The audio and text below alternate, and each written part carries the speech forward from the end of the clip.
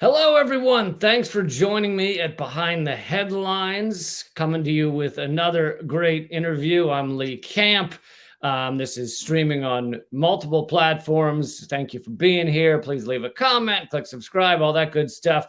And don't forget to check out all the interviews we've done, such as with Stella Assange, Julian Assange's wife, economist Richard Wolff, Pulitzer Prize winner Chris Hedges. Check all those out at youtube.com/behind the headlines.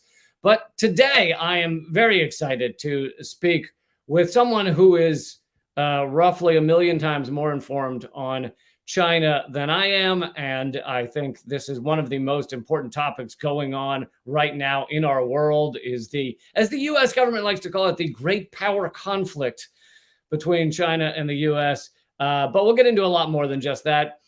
Anyway, joining me today is Josef Gregory Mahoney. He's a PhD and professor of politics and international relations, also a director of the International Graduate Program in Politics, and an executive director of the International Center for Advanced Political Studies at East China Normal University in Shanghai.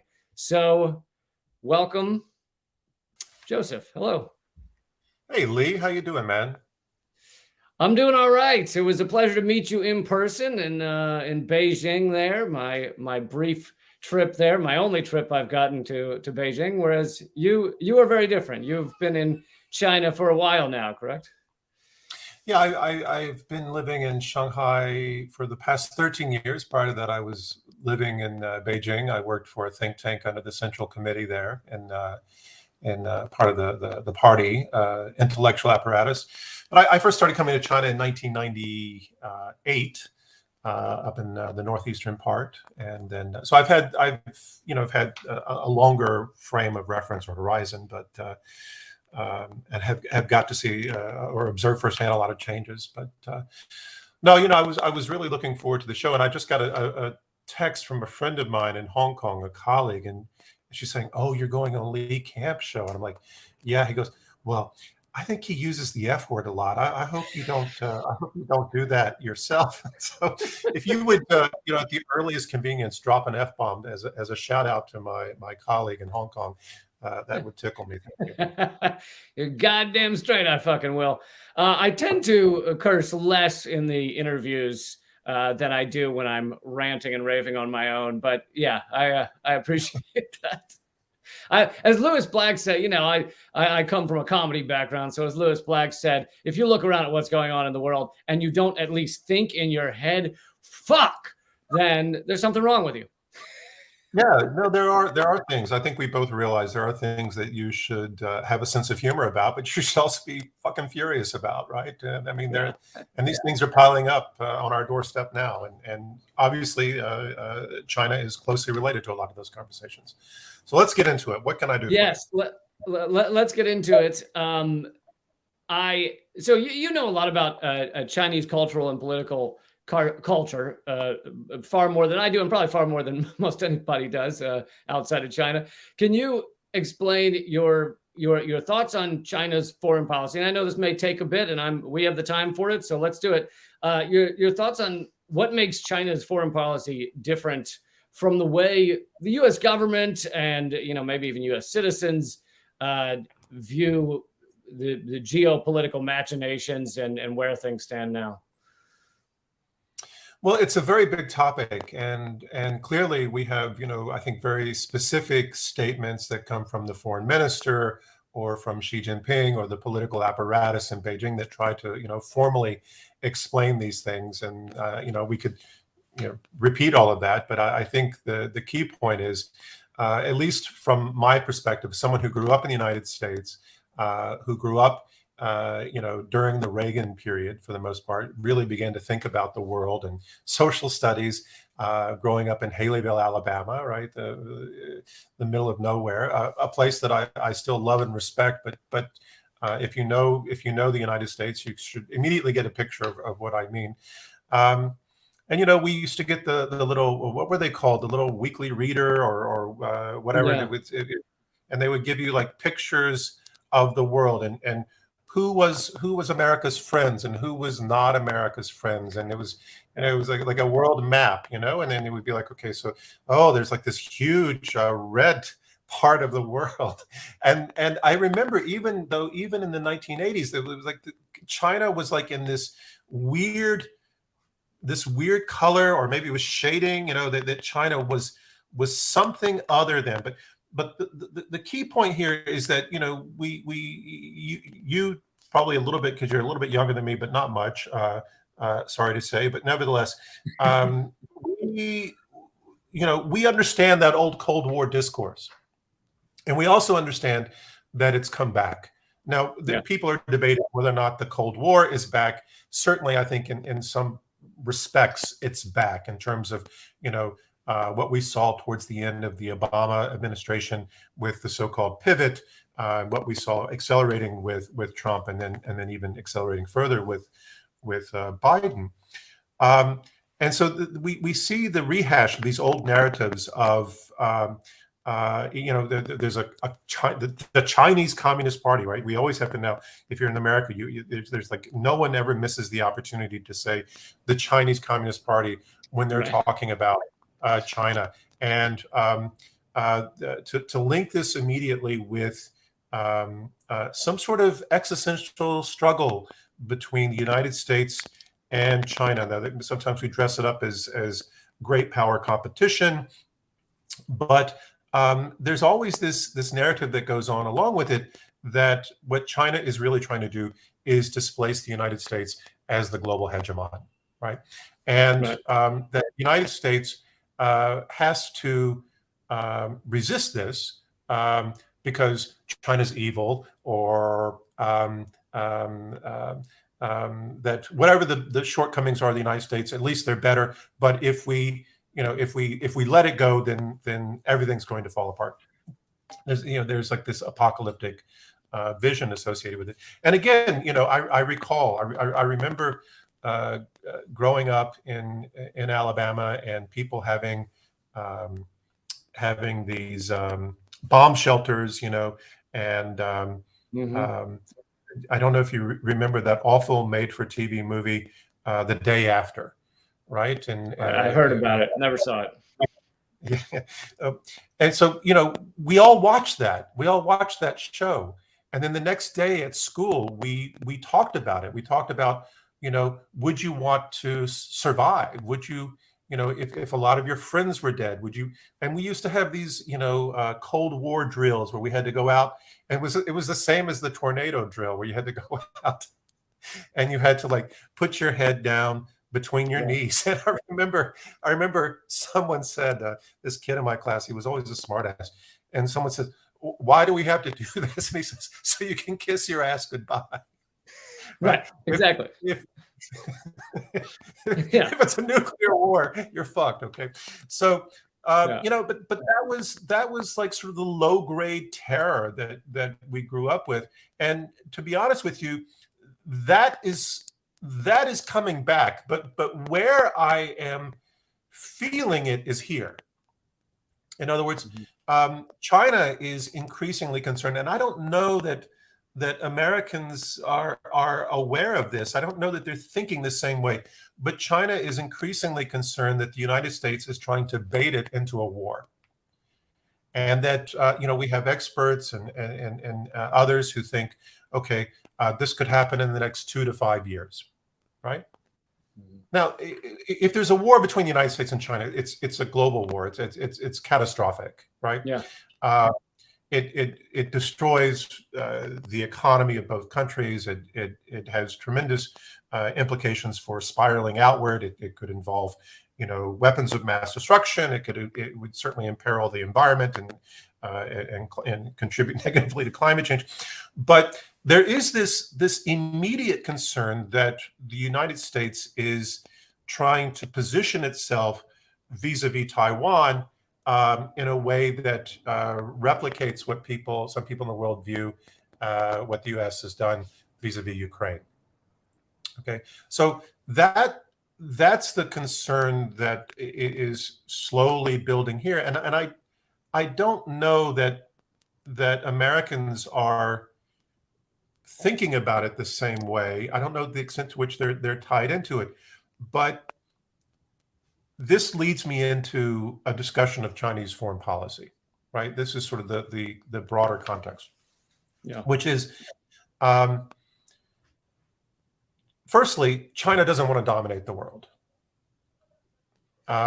Why?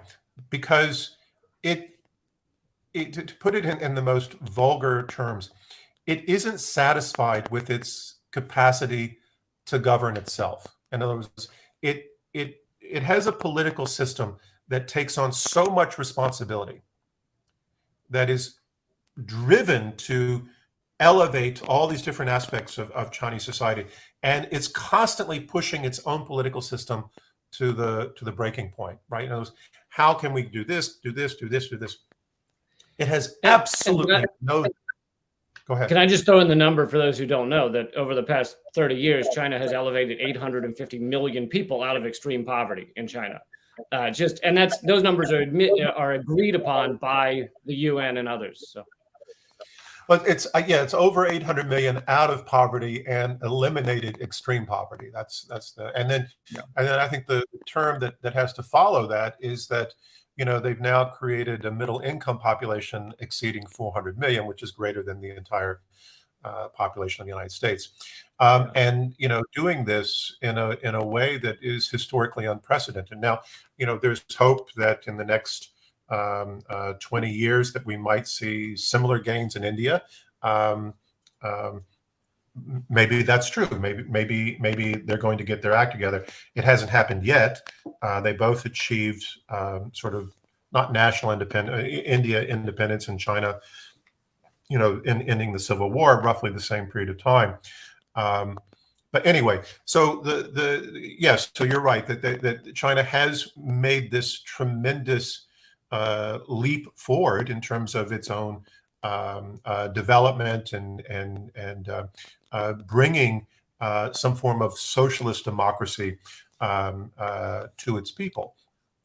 And keeping in mind that when China talks about democracy, one of the first point that they make is that Chinese people rule China. In other words, we're not a country that doesn't have an independent foreign policy. We're not a country that's occupied or being controlled, as China was for roughly 100 years before. We're not a country that is vulnerable to outside manipulation. We are still a country that is vulnerable to international aggression, but China feels very confident that they have not only reestablished their sovereignty, but created themselves as a strong nation that can stand up for itself and advance the interest of its people. And again, I think the UN and many other groups would agree that that's the case. So to go back to that earlier thread, China doesn't want to take responsibility for the social, religious, cultural, economic problems of Afghanistan or Cambodia or any other place, right? It is never satisfied with the extent to which it can take responsibility for itself. And furthermore, something that the Chinese themselves always say, although they don't always articulate this in the best way, is that the Chinese system only works in China. I think they could say one thing that they could say better is that it's not exportable. Okay. In other words, the way the party system works from the top down to the bottom, from the level of the president down to the neighborhood committees, and how it extends into all these different aspects of life. It's the example that I give is it's kind of like Hinduism, in so much as Hinduism is not really portable. Buddhism is portable. Buddhism can spread cross-culturally. It can spread across different nations, but Hinduism doesn't. Wherever Hindus go, they can take Hinduism, but Hinduism is so linked to, for better or worse, to caste, that it doesn't, freely move across culture. The party is something similar. China never has this idea that it has the universal political system, the way the U.S. sometimes does, and the way the U.S. tries to export or impose on others. China doesn't do this. They say, okay, this is the way we do it, and this is what works for us. And then, what works for you is what you need to figure out. Now, we can work with you in some respects. We can do business with you. We can trade with you. We can look for win-win opportunities. But when it comes to how you govern yourself and where you're going in terms of your own vision and your own destiny, that's on you. Okay, so it's really quite different from that old Cold War narrative that we saw previously when we were imagining the Cold War in the U.S. versus the USSR, right? Where the USSR did have this, the Warsaw Pact and all these other countries that were nominally independent, but relatively less so. There have been critics who allege that there was a Soviet empire, that there was a center of the Soviet world, and that not all countries were equals or treated fairly. Anyway, the Chinese model is really quite a bit different in this respect. The other thing is that China, if you want to look at a different angle, China has taken development goals associated with the Belt and Road Initiative, but more recently with what they call the Global Development Initiative, the GDI.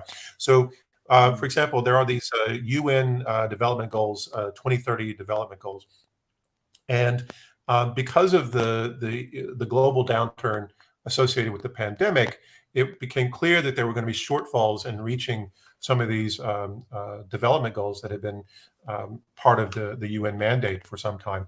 And so China built the Global Development Initiative, placed it in the UN, aligned it with those development goals for 2030, and then started trying to rally other countries into this. And now they have more than 100 that have come in, and it's looking for opportunities. Okay, where can we invest? Where can we bring this project? Where can we do this in order to get these efforts back online, right? So my point is that this is really about trying to move in a very explicitly democratic direction in terms of international relations, where we say, okay, we're going to do this through the UN. It's not going to be unilateral, right? Now, the final point here is that I think in the context of the growing fear associated with war and conflict, and above all with what we've seen from the United States trying to construct this Indo-Pacific concept, where they're trying to leverage Japan into remilitarization, where they're upgrading this very controversial missile system in South Korea, where they are providing advanced arms, and there are now reports that there are U.S. military personnel in Taiwan. The U.S. is now staging B-52 nuclear-capable bombers in northern Australia. They're going to sell nuclear submarines to Australia. We have this ongoing effort by the Biden administration to expand NATO in a confrontation with China. And so what we've really seen China accelerating in the past year is this new initiative called the Global Security Initiative. And the first major achievement associated with this was the negotiating the resumption of diplomatic relations between Saudi Arabia and Iran. And then we see Xi Jinping immediately going to Moscow, promoting China's proposal for finding a diplomatic resolution to the conflict in Ukraine. And I think that, in fact, they have several other conflicts or unresolved tension areas in mind that include what we might call Greater Asia, from East Asia all the way over across Russia and into the Middle East and even Northern Africa. So And in fact, Xi Jinping has been very clear about this. He says, we can start building world peace in Asia and then expand outward. But the key point here is that I think China is becoming militant about peace. I mean, for a long time, they've been one of the biggest contributors to the UN peacekeeping program, and supporting those types of efforts. But I think China realizes the only way to really stop this U.S. aggression, and above all, this U.S. attempt to characterize China as an aggressive power, is to just become a champion for peace. And maybe I'm being a little too optimistic, but I think I think this is where we have to say, okay, go China, go, right? If you can, we want peace. Yeah. We want peace, right? And if Yeah. you're saying that's what you want, and you're getting Iran and Saudi Arabia to talk, and you cannot, okay, I don't care what color it is, let's do it. And I just want to remind everybody that in the past many decades, China is not cooing countries, they're not bombing countries, they're not assassinating leaders. This is something the U.S. has done regularly and continues to do to this day. I think the Pentagon doesn't release these numbers anymore, but Obama's final year in office, the military under him dropped 26,000 bombs across the year. The first year of Trump, it was 40,000 bombs. And the U.S. has 800 to 900 military bases around the world. We're looking to expand that now. And China has one military base outside of China. It's a big difference. And it goes beyond that. The point about, when you ask people, okay, well, where is China being an aggressor? There's this diehard impression, and it's funny because I talk to friends and people in the United States, and they always want to explain the real China to me, and I'm like, okay, let's see what you have. But right. When you say, okay, show me where China is being an aggressor, right? And they say, well, they're being an aggressor in Hong Kong. Well, that's China, okay? They're being an aggressor in the South China Sea. Not really. What they're doing in the South China Sea is trying to prepare a better defensive position, given the pressure that the U.S. is increasing in the South China Sea, right? I mean, everything is really about trying to create a more robust national defense in light of very clearly expressed, very clearly advancing positioning by the U.S. of nuclear weapons, nuclear submarines, troops. They just the funny thing that if it got swallowed up by the hysteria with the weather balloon, but a couple of days before the weather balloon, which Biden exploits as a talking point for his State of the Union speech, is that they had just negotiated expanded access for U.S. troops in the Philippines, right? So all of this is what's really taking place, is this massive repositioning, and the question is why? Why, if China is not really a threat, that China isn't sailing ships up and down the U.S. coast or flying planes up and down the U.S. coast like the U.S. is doing. They're not selling dangerous weapons to Cuba or Honduras or Nicaragua or Mexico or any of these places, right? So why is it that the U.S. is taking such an aggressive position? What is it? What's really driving this? Right? Because it isn't actually China that's driving it through aggression. China is merely reacting. Reacting against the aggression that's being directed at it. So anyway. Well, so let's get into what's driving the U.S. fear. Some would, I guess, would say paranoia, but to me, it's not. The truth is, it's not about paranoia. It's about the U.S. views China's economic rise, the ruling elite of the U.S., as an existential threat to U.S. hegemony. And that gets deep into things like the petrodollar. And so I want to get your thoughts on that rather than me just talking about it. Well, I was at this I was at this meeting in Yunnan the weekend before I met you. It was a global poverty conference, and there were all these ambassadors from various countries there. And we were talking about the petrodollar, but we were also talking. And there was one ambassador from a Middle Eastern country. I won't name which country because I haven't said whether or not I can quote him in international media. And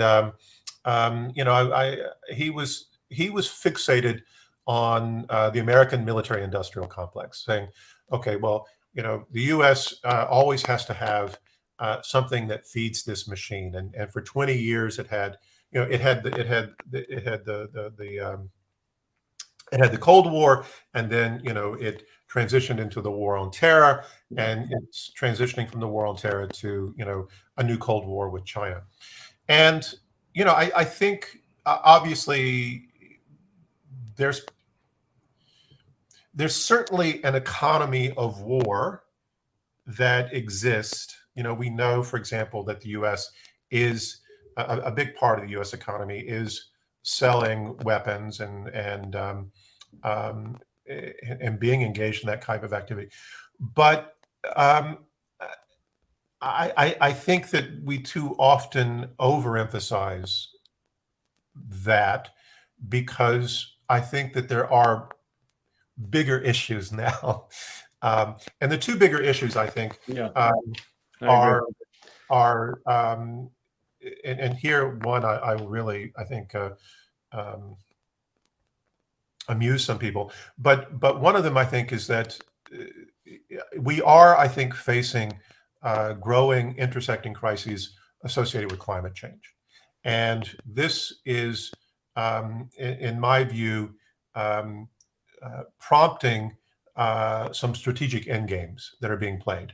And I think that there's a strategic endgame being played, for example, between the United States and Russia, two countries that are dependent on fossil fuels, right? Two countries that, in Russia's case, that benefit tremendously from global warming, right?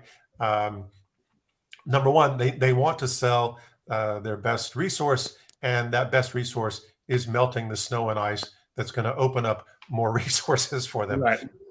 But in the case of the United States, it's a little bit different. We know, for example, that Biden just signed papers to expand drilling in Alaska, and we know that this has angered Saudi Arabia, and it's had some impact on Saudi decisions recently with respect to not only cutting production but also moving towards clearing or selling oil in something denominated other than dollars, right?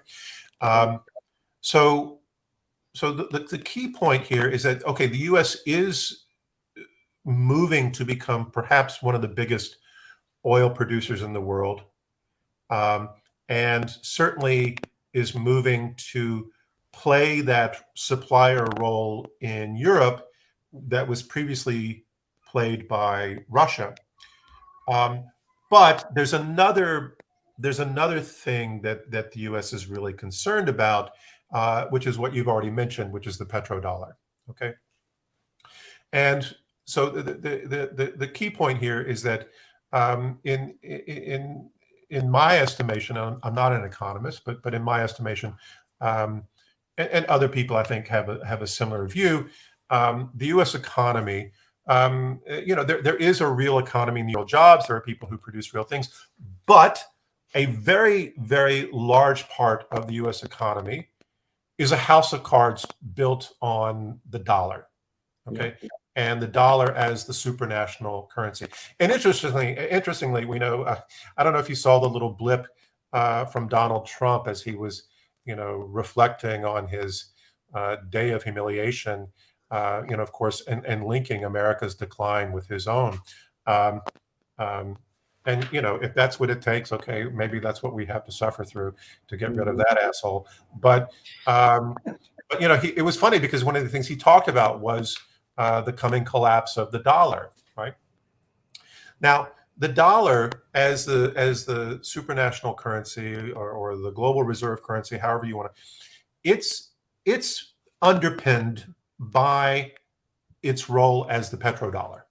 Okay. Mhm. So if we are moving more and more towards green energy, and by the way, the world leader in green energy of innovating and promoting green energy now is China by far, right? If we are moving more and more to green energy, and if we're moving away from oil, then what this means is that what underpins the dollar is in decline, right? Yeah. And so the U.S. is facing this existential crisis that if all of a sudden the petrodollar system collapses, what we could see is a collapse of the dollar, which would be absolutely an existential event for the U.S. Yeah. And it would be an existential, economically, it'd be an existential event for the whole world. I mean, the whole world right now, it's like addicted to, I mean, I don't use drugs, but, some people do use drugs, and, you get hooked on a drug and you have to like keep taking that, like maybe heroin, right? Like you have to like keep getting your fix or you get sick, right? So everyone right now is addicted to the dollar. And that includes, unfortunately, China. The dollar would be done right now if China wasn't interested in still earning lots of dollars from the record trade that it had with the U.S. last year, despite the trade war and the fact that so much of the trade that China does around the world, for example, China is the largest trading partner of the most number of countries in the world, and most of that trade is done through dollars. And China is not really that interested in exposing its own currency to global currency markets right now, for two reasons. One, because they could fucking explode at any point, right? And so one of the ways that you're insulating yourself from that approaching danger is to not be too exposed to it, but also because China, by keeping control over its currency, they increase their capacity for what they call macro controls and their ability to better manage their economy. Now, it's interesting because if you remind me to go back to the key word here, Ming Dynasty, I'll connect something interesting to that in a moment. But the thing to circle back more immediately to is that can I just throw one thing in here? That exactly what you were just talking about with China gives them the control over their choices is the exact opposite of part of the reason the euro was put into play in Europe. The people that created it, there's some great quotes floating around internally where they said, well, it takes monetary policy out of the hands of these individual nations. And we saw it with Greece. Greece had no choice but to do whatever the World Bank and the EU told them to do. So it's kind of exactly the opposite of what you're saying China it has been able to maintain. Right. But a number of points here. The first is before the war in Ukraine started, you had Russia, the EU, and China talking about moving beyond the petrodollar. Mm-hmm. Now, I don't want to be conspiratorial and say, okay, that's what triggered, everything. But this has in fact been a trend due to three things, right? First, what happened in 2008, right? In 2008, the U.S. had or instigated, let's say, the global financial crisis, right? And the economy collapsed. It collapsed. And the night of the collapse, the Federal Reserve imagined $1 trillion into existence and kept liquidity, kept the markets afloat. And then we had this extra constitution. I don't know why scholars don't talk about this. It's like some sort of collective amnesia. But if you recall, we had the Treasury Secretary, we had the Fed Reserve Chairman, and Bush. It's like, what do you call this? Cabal? When you have like a triumvirate or something, right? And they started making these life or death decisions on which companies, lived or died, right? I mean, what law gave them that power? What constitution gave, and so you talk, my point is the rest of the world looked at what happened in '08, looked at how the Fed was able to just create money, something that no one else can do in the same way, right? And then externalize the risks across the rest of the world. Right. So you've had this tremendous failure in management. It's a bipartisan failure in terms of governance. You had both parties taking money from the same corporations and the same banks and the same Wall Street and completely deregulated. And you were deregulated because you've been stuck in this cycle of regulation since the 1980s, and you keep having to regulate more to make up for that. You keep hollowing out for your economy and the class talk. So okay, it's like the moment where the rest of the world goes. So I have lost your feed almost. We had. Oh wait, is it coming back?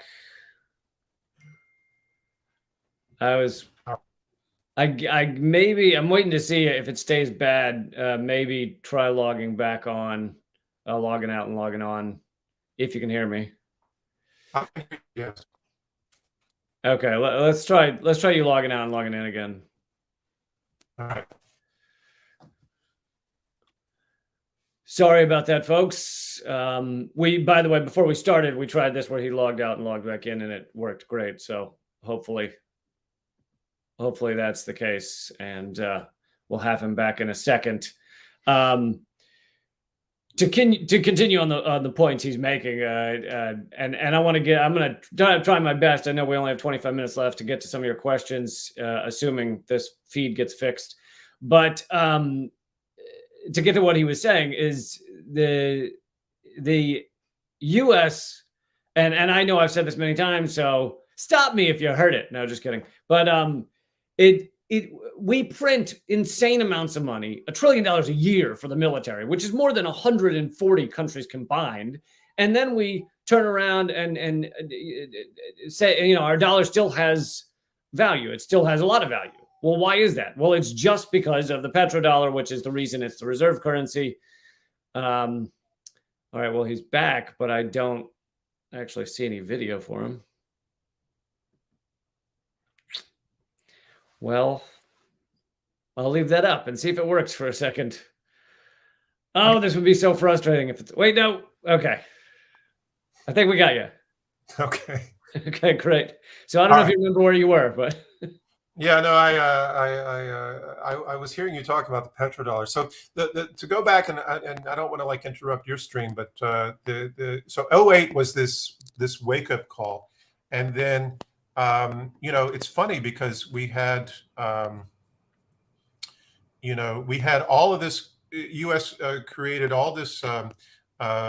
Okay, we all need to come together and work to resolve the global financial crisis, right? Right. And that's where we need to come together. Yeah. Yeah. And we had so we're gonna fix this problem, and I remember I was in Beijing, and they were talking about well, what happens if there's another economic crisis in the United States? And I remember this party leader said China will be the first ambulance to arrive to save America will be from China. Okay, because we need, we like doing business with America. We like growing our economy. So and then China owns a crazy amount of U.S. debt. At that time, yeah, they've been slowly divesting themselves away from that garbage. But no, yeah, and of course China is still heavily invested in that. But then the next moment in time, and there were many other little moments, but the next major moment in time here is 2020. Okay, in 2020, just to put it in context, okay, so we had a lot of other little problems. We had, the debt is still rising. We have political resistance to raising the debt ceiling. There's this idea that U.S. is playing chicken with the global economy because its own political polarization. And what does that mean? All right. And then we had the conflict in Ukraine, starting with Crimea. And this is where we have this big sanctions regime started by the United States. Okay, so that is moving along, and that's really irritating, obviously, Russia, but it's raising some eyebrows in some other places. But then we get to the real second point, which is 2020. And in 2020, what happens is the U.S. has this catastrophic response to the pandemic. And in order to pay for this mess, the Federal Reserve increases the dollar supply by 20%, right? They just, boom, 20%. No other country in the world has the power to do that and not collapse into massive inflation, right? $4.5 trillion funneled to Wall Street. Yeah. Yes. So the first thing is we increase the money supply, and then second, trillions of dollars in these, stimuluses. A lot of which went to companies and individuals that didn't need them. Right. I think I got a couple of $1,000s. I can't remember. I was trapped in America because of COVID at that time, so I needed that money to survive. But anyway, at the same time in 2020, you had China, which has recovered, contained, reestablished production, and the Chinese economy saves the global economy in 2020. Not only saves the global economy, but is producing the things that people actually need to survive, the PP&E. I remember I had to buy an extra computer because my kids were now forced to go online, and one of the computers was, like one of my old Apples from like 2009, and so I had to buy a new computer, but I had to wait 2 weeks for it to arrive because it had to be manufactured in Guangdong, right? Because everyone was buying computers, so I had to buy this Apple from China so that my son can go to school online because we've done such a shitty job of taking care of things. Yeah. Now, and I'm using my stimulus check to buy this computer to compensate for the poor governments. Now, if we want to go back to, okay, where do we see the start of inflation in the United States? It begins here, but it also begins with the trade war against China. That's where we begin to see these prices increase. This is where we begin to see U.S. consumers paying more because of the tariffs that the U.S. is imposing on Chinese products, but also then on top of this, what we're doing vis-a-vis the Fed. Now, the rest of the world sees this, but then the third point, the point that has brought us to where we are now is what happens after we see the conflict in Ukraine accelerate, and we see this incredible financial sanctions regime being imposed on Russia, right? And I'm not taking a position here whether or not that was fair, right, or wrong in terms of our conversation. Nevertheless, that's when Modi in India says, "Okay, I need a plan to get off the dollar." That's when Joko Widodo in Indonesia is saying, "We need a plan to get off the dollar." And if we can stop doing any transactions related to MasterCard and Visa, that would be great too, because we need to because the U.S. is now using this nuclear option, given their power over the global financial system, and we're all at risk. Along with the SWIFT system, right. So what we have seen accelerating just in the past few weeks, right? Mm-hmm. Okay, we're starting to see Russia and China will clear purchases without the dollar. India and Russia without the dollar. Brazil and China without the dollar. We saw the energy exchange here in Shanghai, a French company in China clearing in yuan. We see, if you go back to where the conflict begins between Saudi Arabia and Iran, it's linked to the petrodollar. The U.S. was supporting the Shah in Iran because the Shah was committed to supporting the petrodollar. Right. Unfortunately, the Shah belonged to a corrupt regime that had lost the confidence of the majority of the Iranian people. And when the Islamic Republic, which, again, I don't want to take a position and say, okay, I like everything the Islamic Republic does, but I'm not Iranian, and it's not really my business. But the point is that Saudi Arabia was committed to the petrodollar, and Iran was breaking from that. And so this is part of where we begin to see, through the U.S. working in tandem with Saudi Arabia against Iranian interest, and then of course this accelerating with the U.S. Supporting Saddam Hussein in a war against Iran back in the day. Yeah. Well, go ahead. Yeah, go ahead. Well, I wanted to ask, because I don't want to run out of time with you, which I would hate to run out and not have gotten to some things. And so one of the things I was wondering if we could shift to was a conversation you and I started to have in China, and then we got kind of interrupted. But it had to do with kind of the difference in Chinese thought or political thought. And I believe you said it had to do with the dialectic of contradiction. And I was wondering if you could, try and explain that. And if there's a 10 minutes or less version, I don't know if there is, but. I teach a whole graduate seminar over 18 weeks.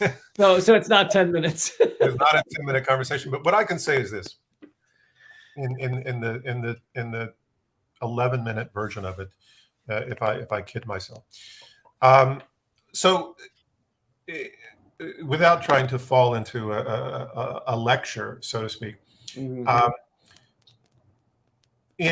In Western thought, and Western thought, we have to say, okay, obviously that includes the United States, but we can go back to the Greeks, to the ancient Greeks, and beyond, right?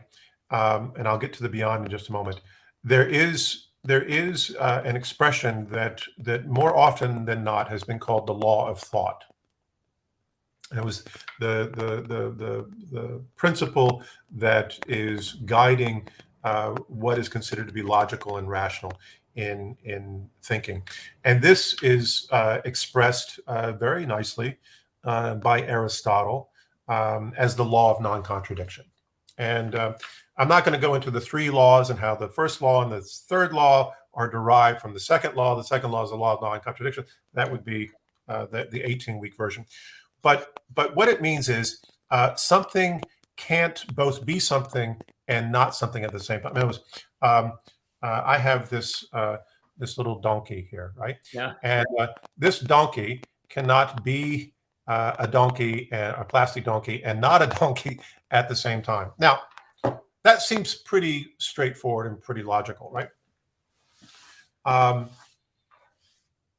But if we start taking it into a slightly more complicated, Lee Camp can't be Lee Camp and not Lee Camp at the same time. Okay, well, what is it specifically that makes Lee Camp? And is Lee Camp not someone who has competing perspectives, and he presents himself in different ways to different people, so forth and so on? All right. Now, conversely, one more point here is that, in fact, Aristotle's not the only ancient to articulate the law of non-contradiction. It was also articulated in the Hindu Vedas, right? And so what is significant about this is, okay, was it that Aristotle learned this in some ways from the Hindus? And every time I talk to Hindus, they say, well, it's possible. It's possible he stole it from us. And I go, it is possible. There's no record of it, but Heidegger plagiarized Kokuso Okakura, and he didn't leave a record of that, although we know he did it. Okay, so and the thesis that I like best here, or the theory I like best, is that the law of non-contradiction may be prefigured linguistically. In other words, there's something about the way we think in Western languages that predisposes us to the law of non-contradiction. And now, why would there be a link between the Vedas and Aristotle? And the reason is because ancient Greek and Sanskrit belong to the same family of languages, right? And why is it then that we see people like Ibn Rushd or Ibn Sina, these incredibly influential Islamic philosophers who radicalize Aristotle even further? And Aristotle makes sense to, well, there are compelling academic arguments that the Semitic family of languages belongs within the Indo-European family, or they should be, but for anti-Semitic reasons, they've been excluded. Okay. Or maybe it's just that they had so much sharing through the centuries. Now, what's interesting is that radical, so Aristotelian thought is largely banned from Europe after Augustine advances his Platonic-based theology as Rome is collapsing. And so this is when, Europe slips into the Dark Ages, where the light goes off or goes out, and because we lose this foundation that had grown up around Aristotelian thought and science.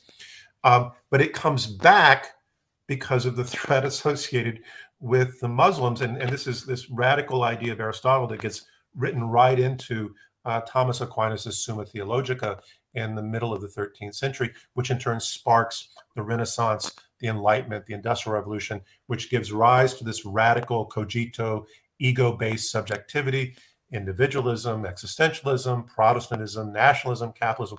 All of these isms are products of this radical new way of thinking that is the radicalized version of this old law from Aristotle. Now, and in the middle of this, we have someone like Immanuel Kant, who in his Critique of Pure Reason will say, okay, so there are two ways of thinking. There's what he normatively calls the linear or the analytical, which he says is based on Aristotelian thought. And then there's the dialectic. And he says the dialectic, in his lectures on logic, he says the dialectic is the logic of illusion. It's metaphysical juggling. He says it's basically bullshit. Okay, we can't get rid of it altogether because there are some contradictions. But here I'm being ridiculous. Let's put it in a shoebox and put it in the back of the closet and forget that we ever had anything to do with it. Now, conversely, what we have in China, going back to, let's say, we can see it being expressed firstly during the Shang dynasty, when the Chinese start to innovate writing as a system. And this is, 16th to the middle part of the Shang dynasty, which runs, let's see, I think 16th to the 11th century BCE, right? So a considerable period of time. What we see being expressed in Chinese thought is not the law of contradiction, not the law of non-contradiction, and not the opposite of the law of non-contradiction. They don't say the law of contradiction. What they have is their own expression, which is the unity of opposites. Okay. And so I know that some of your listeners will be familiar with Taoism, with the yin yang, right? And the yin yang, I think, is clearly, a very powerful symbol. I think, unfortunately, so many people in the West misunderstand it because they tend to view it through this Western law of non-contradiction way of thinking. It's okay, we got the good and the evil, the black and the white. Okay. But in the real meaning of that symbol is that it's like you're looking down at a cup of coffee and someone has poured some heavy cream into it, right? And you can see that it's swirling. Okay, so you can see that there's black in the white and there's white in the black. But the real point is you're not supposed to see the world in binary terms. At best, what you're supposed to see, what you're really supposed to see when you see this, but you can't draw it, so we represent it this way, is that life, experience, whatever, is ever-shifting shades of gray, right? That we're all together and we all belong. And this principle, of course, gets expressed as the first principle of Taoist thought, which is the necessity of promoting harmony between man and nature. All right. So, and by the way, this concept has come back to the fore in the last several years. Really come back into the last several years with Beijing promoting building an ecological civilization. And So, yeah, go ahead. well, I just want to. I think that some of these concepts are so deep that you may understand all of the things implicated in them, but I want to ask a question here or there about, like, so you're saying that in Chinese language, which I know nothing about, it's more baked into the thought that these contradictions coexist and that's what the world is. And so to put that onto a political reasoning, the Chinese are far more capable of, or at least more capable of, having, capitalism with communism in the country, or having the two systems with Hong Kong, or believing the U.S. can have our version of democracy, which is not a democracy, and China could have their version of democracy. Those type of things. Yeah, I think they're actually, all the points you raise are really clear examples where we can see this way of thinking at work, this dialectical way of thinking. But there's something important that happens to this way of thinking with the introduction of Marxism to China. And so the introduction, the problem with Taoism, or what we might call the yin-yang thought, that is based on the unity of opposites. The problem with that is that it had a tendency towards an idealism. So if you know anything about the trigrams in the Book of Changes, this idea that you can map out how states move from one state to the other when you don't really know anything about physics is clearly overreaching. But the point is that with Marx, and we have, this starts with Hegel, and again, I don't want to go in too deep of a direction, but Hegel responds to Kant and says, it's understandable that Kant shit on the dialectic because in the West we never developed it. So then Hegel undertakes to develop the dialectic, but what Hegel never says, okay, we need to have the dialectic and get rid of the analytic. He says, no, Kant is right. There are two ways of thinking, and human beings need both ways of thinking. However, there are strengths and weaknesses in both ways of thinking, and you have to use both to compensate for the weaknesses in each other, but also to give a broader perspective where you can begin to reconcile those differences. So when you had after the May 4th movement, which took place in 1919 at Peking University, or in Chinese Beida, Beijing Dashui, in the library there, you had an early Chinese Marxist, Li Dajiao, who was leading the Marxist studies group, and Mao Zedong was working there as a librarian assistant.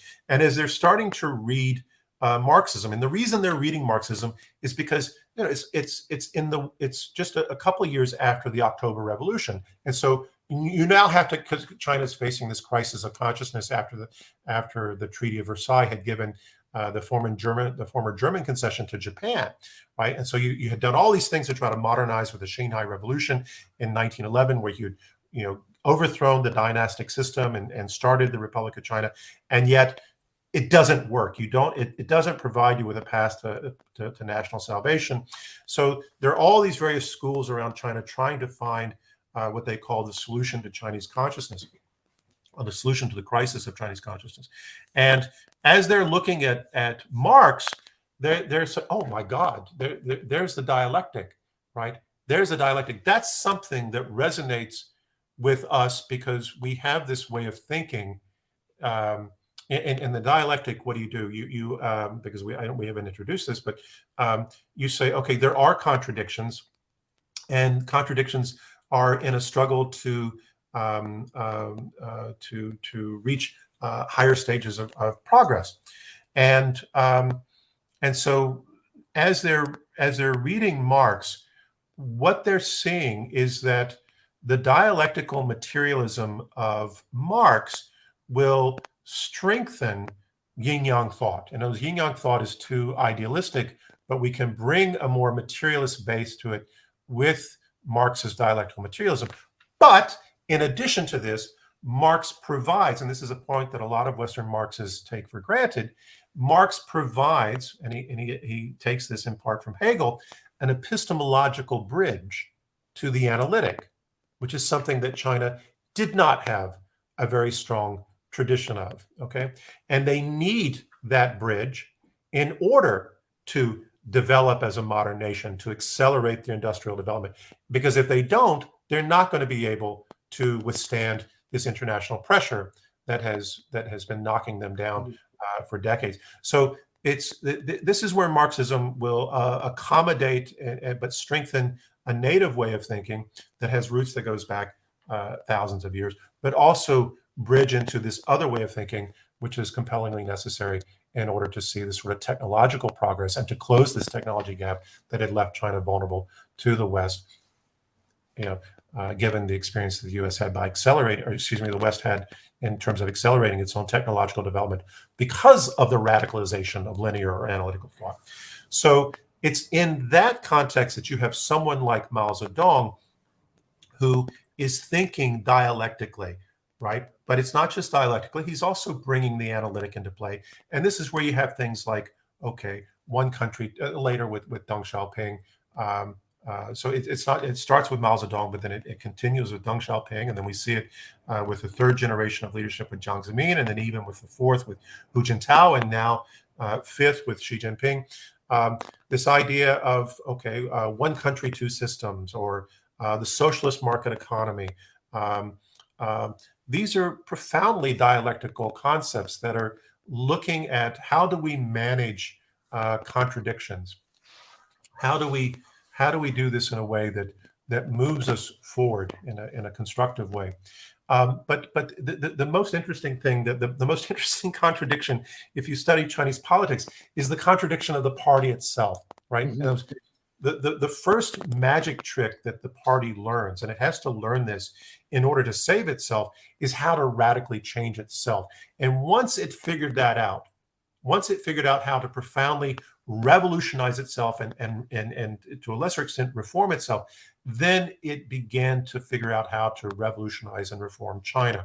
And this is what it continues to do. It continues to reinvent itself through time in order to meet what they perpetually call the primary contradiction or the various contradictions that require address. And so, in a couple of weeks ago, or maybe it was a week or so ago, the new foreign minister Qin Gang referenced, I think he called it, I think the official translation was principle. I think we used to call it primary contradiction. We called it the principal contradiction. He says, the United States is trying to say that what we have in the world is a conflict between democratic and authoritarian regimes. He says, actually, the principal contradiction is between countries that are trying to develop and developed countries that are trying to stymie their development, right?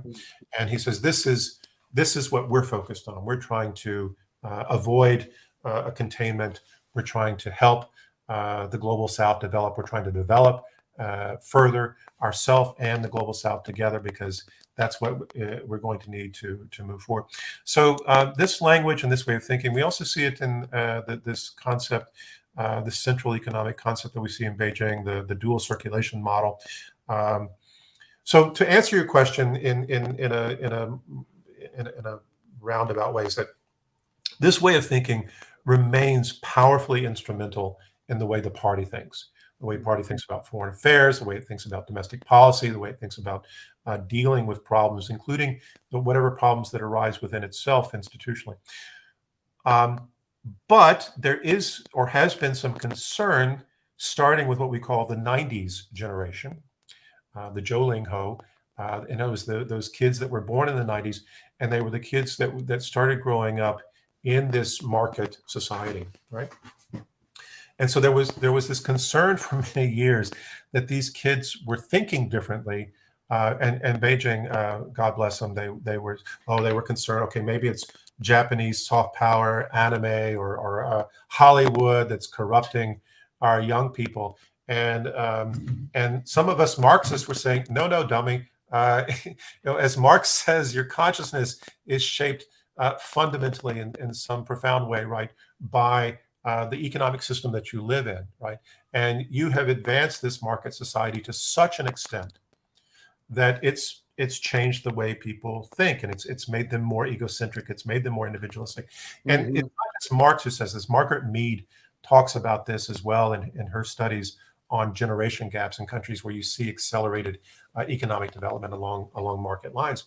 And so, interestingly, about 4 or 5 years ago, Beijing wakes up to this, and they start reinvesting in Marxist education, which.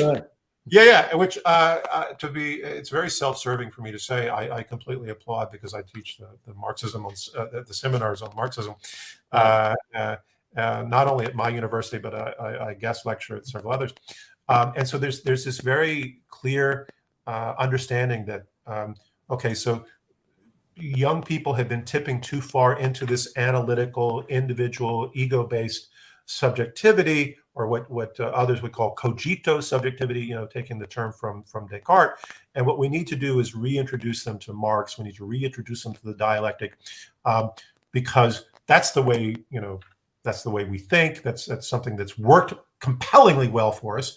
But we don't want our young people drifting into this, into what they see as a self-destructive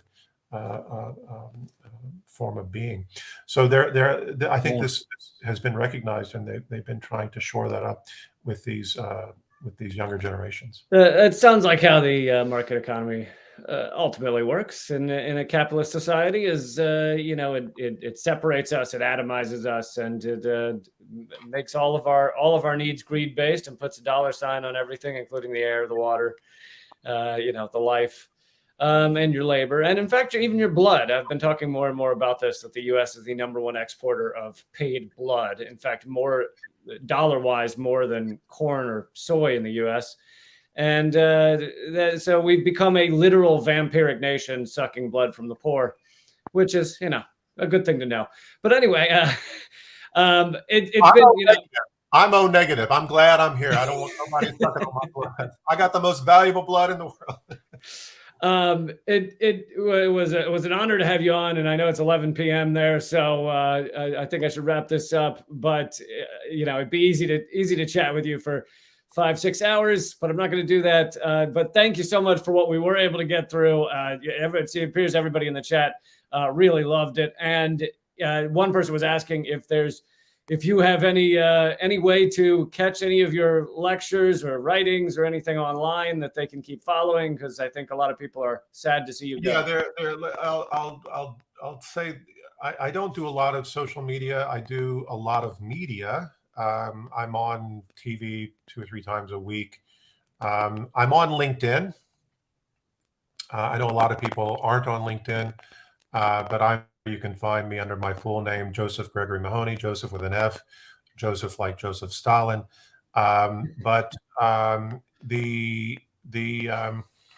So you can see, like, I put the links for the TV shows. Sometimes on Al Jazeera, or I'm not on BBC anymore. I'm blacklisted there, but CGTN. I do stuff out of Hong Kong.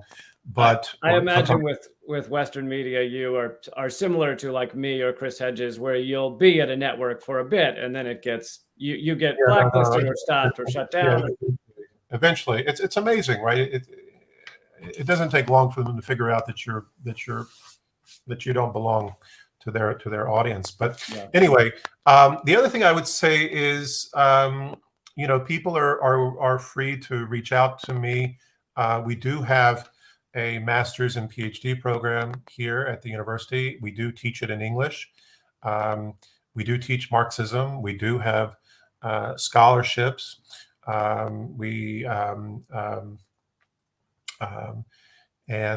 It's right now is the time to apply, but they're generous scholarships. And what's interesting is, if you're an American, you're almost guaranteed a scholarship, because there's actually secretly a deal between the U.S. and China, where because for so many years the China was sending Chinese students, and so the deal was, okay, if any Americans come, then it will be reimbursed. So that there's like, so we have scholarships for people all over the world, but we have almost an unlimited supply of scholarships for Americans, and the scholarship is free housing, free tuition, um, um, free tuition, free housing, free health insurance, and a monthly stipend. It's enough to live on. And it's here in the heart of Shanghai, beautiful campus. And I'd be happy to talk with anyone. Is it ridiculous, or should I not put my email in the chat?